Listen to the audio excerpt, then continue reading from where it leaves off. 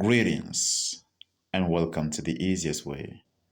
Today we have a great clip from Abraham Hicks on how our thoughts and decisions can heal our body. Let's have a great listen. Many of you assign all of the thinking ability of your being to your brain. That is not an accurate assumption, for we have not that clump of physical stuff, and yet we still think. Regarding your bodies, it is not just your brain that transmits and receives thought. Literally every cell of your body has the ability to transmit and receive thought. If you do not make decisions about what you want, then the cells of your body, literally every part of you, receives influence or direction from whatever mass consciousness speaks. That's why doctors have concluded that diseases are hereditary, because the cells of the infant's body were communicating with the cells with the sick parent's body, or with the worrisome thoughts of the sick parent. Baby not thinking about being sick, but receiving on some level about it, and receiving the result of that because the conscious decision was not stronger. A few years ago, Jerry and Esther climbed a mountain. It was great fun. And on the following day, Esther could not get out of bed. A few days ago, they climbed another mountain. Only this time, instead of Esther's body responding to mass consciousness, or to Esther's old beliefs about the way her body responds to that sort of strenuous ordeal, Esther stood at the bottom of the mountain and said, speaking to her body, "Are you all listening? It is my intent to climb this mountain, and I'm wanting you to receive the perfect amount of blood and energy and oxygen in order to do it with efficiency and with effectiveness and with fun.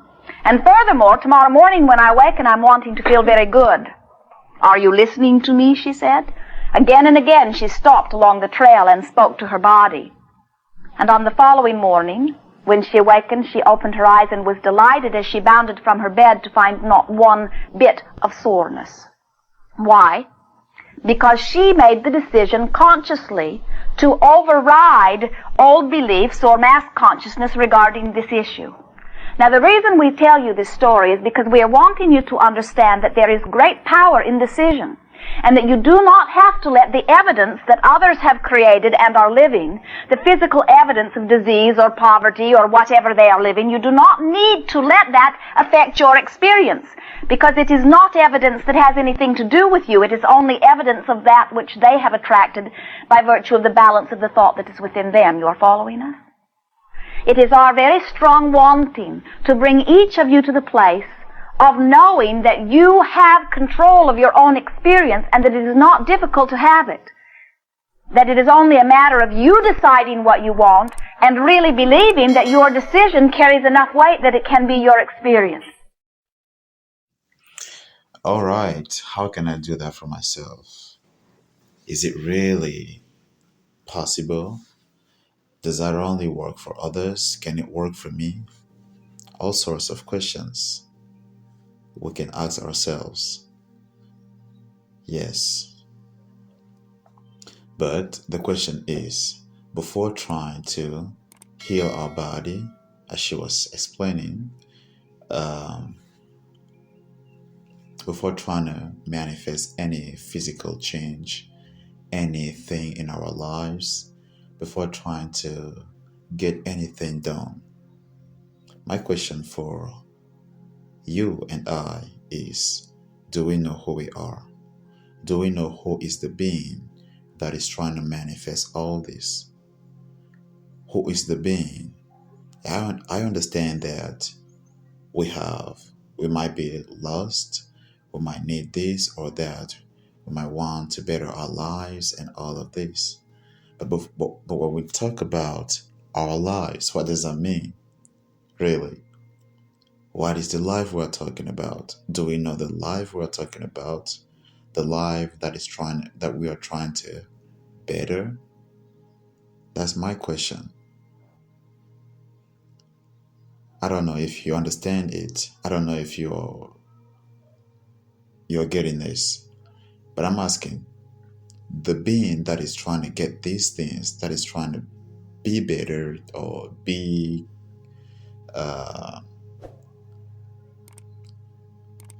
don't know, the being that's trying to get all these things,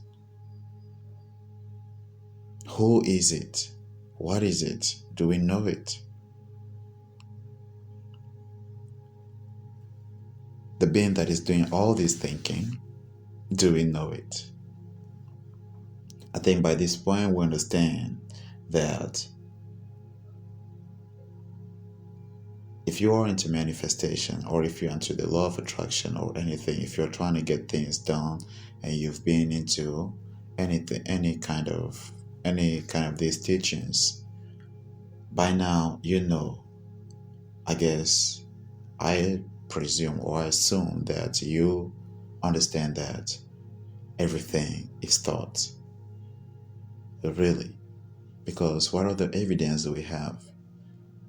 What evidence do you have about a world or anything else, if not from your definitions or beliefs or thoughts?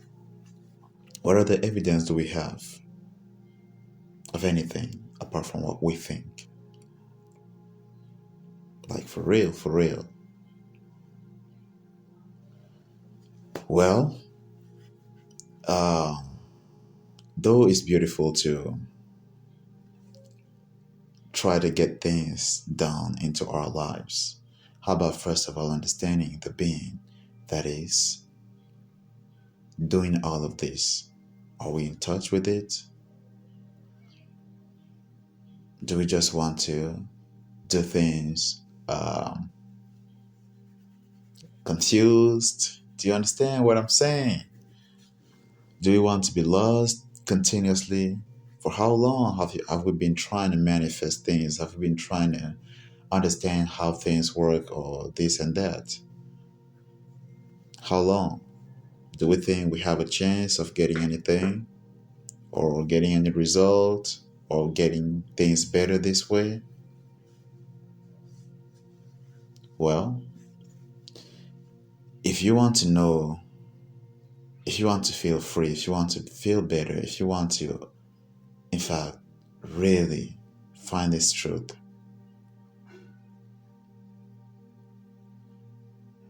I will suggest that you sit down and watch your thoughts. Because thoughts is everything. Sit down with yourself and be silent. Don't try to think. I'm not talking about thinking. I'm talking about being silent and watching your thoughts.